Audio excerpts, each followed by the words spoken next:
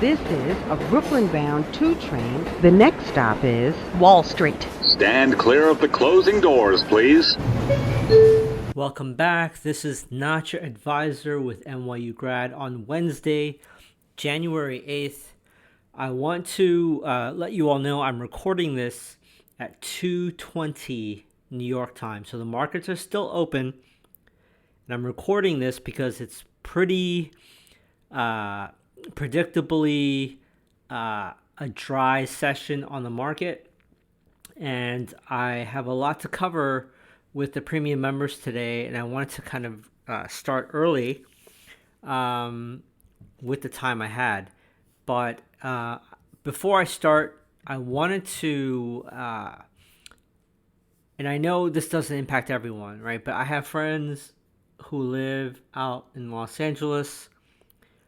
I want to send my best wishes and prayers to everyone that's impacted by the fires out by the Palisades near Malibu and Santa Monica out in Los Angeles. And I think it's really courageous how, and it's not mentioned enough, firefighters deserve more pay, deserve more benefits, deserve more notoriety. They are running into the fire, trying to save people, our pets, and our property.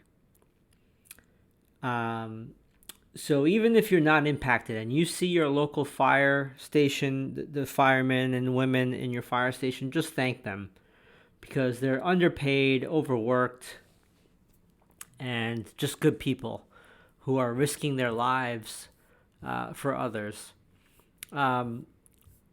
So I'm going to cover macro, and keep in mind these numbers are going to be still trading at 2:20 in the afternoon. But I'm going to cover a lot of topics today as well that I think are important. But let's run through the numbers. As of 2:25 New York, we had 88 new highs versus 70. That's right.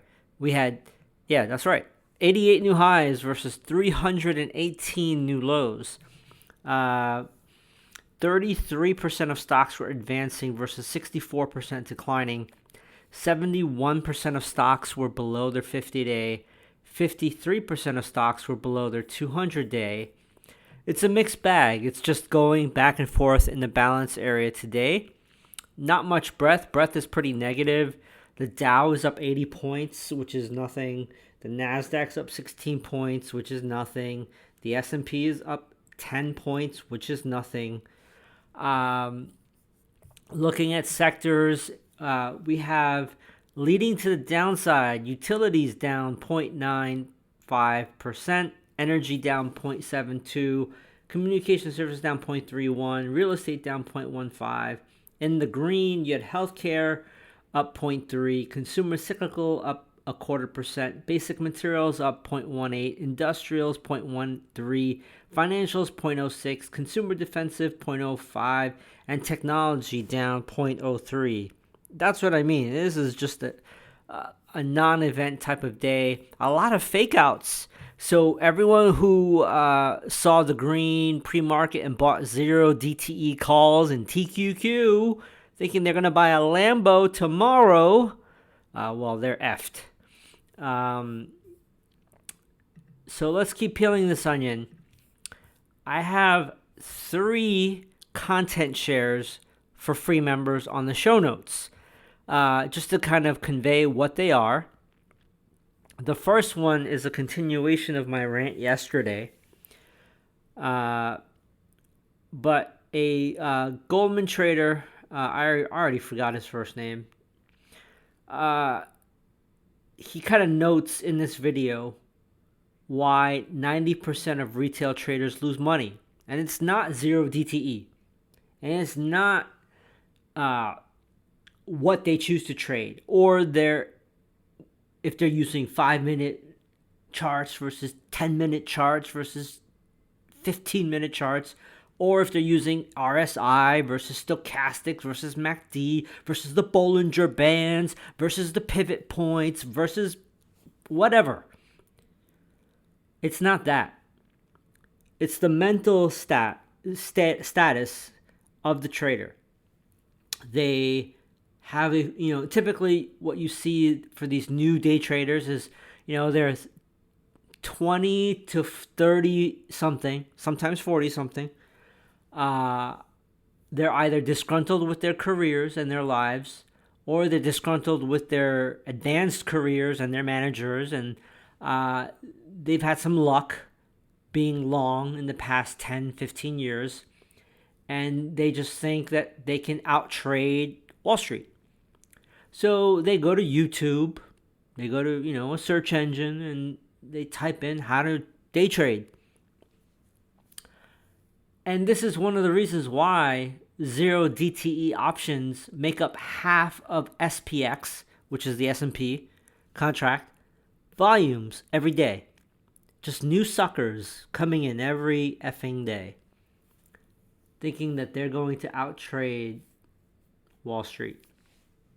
That is the reason why 90% fail. Now, you all know I've been developing my own strategy over the course of 20 plus years, from my own learnings, my own mistakes, my own wins, but also with the help of a mentor. His name is Bill Cara. And Bill always says, if you do not know the environment that you're trading in and who you're trading against, you already lost.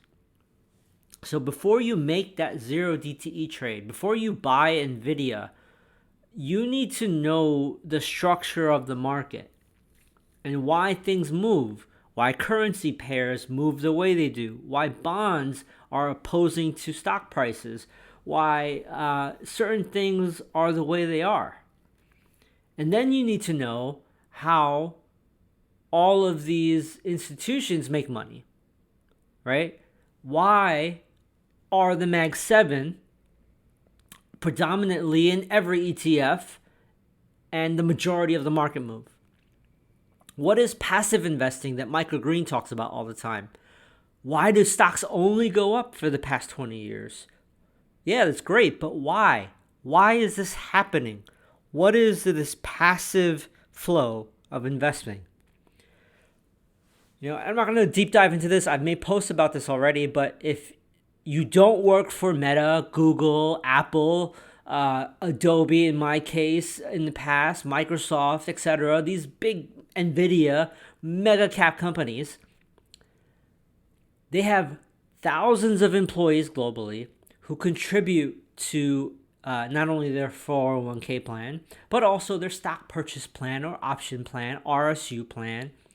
So it creates a base of buyers every month, every 2 weeks, actually, depending on the program, of your paycheck. A percentage of your paycheck goes to buy Meta, goes to buy Alphabet, goes to buy Adobe. And some of these companies make it so easy, a no-brainer, an IQ test if you should even have the job, of a 2-year look-back window. What's that, NYU grad? What do you mean a 2-year look-back window? So if you work at Meta, Google, etc., or in my case Adobe, when I was there in a global role, they have a look-back window. So every period where you're purchasing your stock back in the plan, let's say Adobe hypothetically is $300. I don't even know what it is today. Today it's $300, let's say, hypothetically. And today is the day my RSU execution is going to happen. The company looks backward 2 years, and let's say I have, $10,000 in my plan to buy Adobe stock. They're going to take the lesser of today's closing price or the lowest price in the last 2 years. So if Adobe today is $300 but was $180 2 years ago, I'm going to get a discount from today's price. Immediate liquidity. So why would you not, making $200,000, $300,000, $400,000 as an executive at these companies, opt in to max out your stock repurchase plan? So you multiply that across all of the Mag 7. So that builds your passive investing base. All of these employees are buying their stock. Then you have the company who repurchase their stock. Then you have all the Wall Street firms who buy the stock for all of their ETFs, SPX, long SPX, triple SPX, quadruple SPX, quadruple QQQ. Everyone is levered long. Okay? Even my dog agrees that this is asinine. So I'm going to keep going. So that's the first bit of content, the Goldman Trader. Most people fail because they do not know the arena in which they're about to walk through to get slaughtered. The second bit of content, I'm resharing this. This is like the fourth or fifth time that I've shared this. David Einhorn, who was a legend on Wall Street.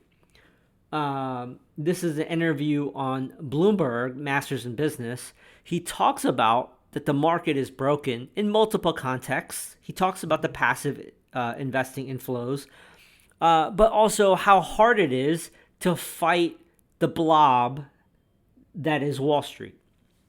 So even David Einhorn, if you listen to this, David, I apologize, but this is the truth.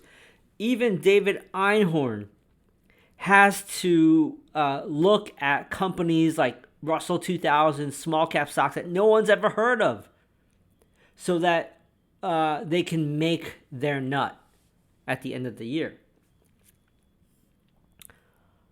And I know for a fact, I just can't find it. David Einhorn has said the last corner of arbitrage in the market is the human emotion arbitrage, because you and I are not going to outtrade BlackRock or Goldman.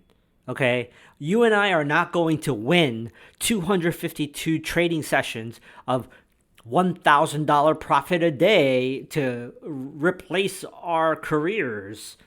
Okay, wake the F up.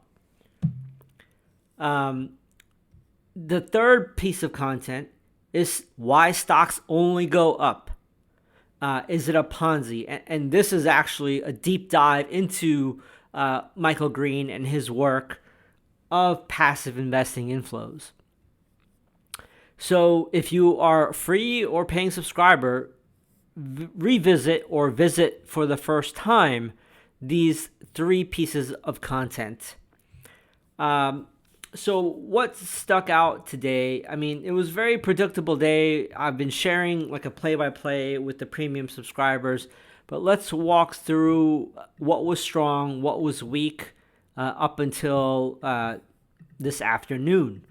In the S&P 500, you had eBay up 9.5%, Boston Scientific 5.2%, GE Health Technologies 3.9%, Medtronic 3.8%, CarMax 3.1%, Synopsys 2.6%, Intuitive Surgical 2.5%.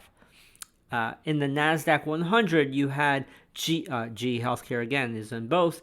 Zscaler up 2.8%, Synopsys again 2.6%. This is what I'm talking about. These companies are in both the NASDAQ 100 and the S&P 500. Workday 2.03%, Autodesk 2%. What was weak? This list is longer than the strong, unfortunately. Edison International down 11.4%, Moderna 8.06%, On Semiconductor 5.9%, AES Corp 5.6%, Dollar Tree 4.9%, SMCI 4.7%, Dollar Tree also 4.7%. You had Enphase Energy 4.29%, Pacific Gas and Electric Company 4.45%. I don't know if that's related to the fires. Discovery Inc. 4.28%, Constellation Energy 4.3%, AMD 4.04%, First Solar 3.5%, Caesar 3.4%, Albemarle 3.1%, Walgreens 3.1%, Sempra 2.9%, J&J 2.8%. In the NASDAQ, you had On Semiconductor 5.9%. I'm just looking for dedupes. Global Foundry 3.3%, Palo Alto Networks 2.7%, Palantir 2.3, ASML Holdings 1.8. For free members, you want to focus on the 10-year treasury yield. If we continue to 5% on the 10-year, that's going to be very bad for your portfolio. You want to hope, if you're a bull, you want to hope to see the 10-year pull back. Watch the yen, watch EWJ, which is Japan. If you see Japan fall overnight or tank overnight, that is going to be a bad day for bulls. If you see EWJ green or rocket higher, that's good for the bulls. I'm not going to go into details, but this is basically a yen carry trade thing. Just a reminder, Thursday we are closed for the morning of Carter. And we will be back open on Friday. So I'll see you all after the Friday session. Premium members, please stay on. I'd like to cover auction market principles and today's action in Vol D and how it could have kept you out trying to buy the dips. Stay tuned. That's my train. Stand clear of the closing doors, please.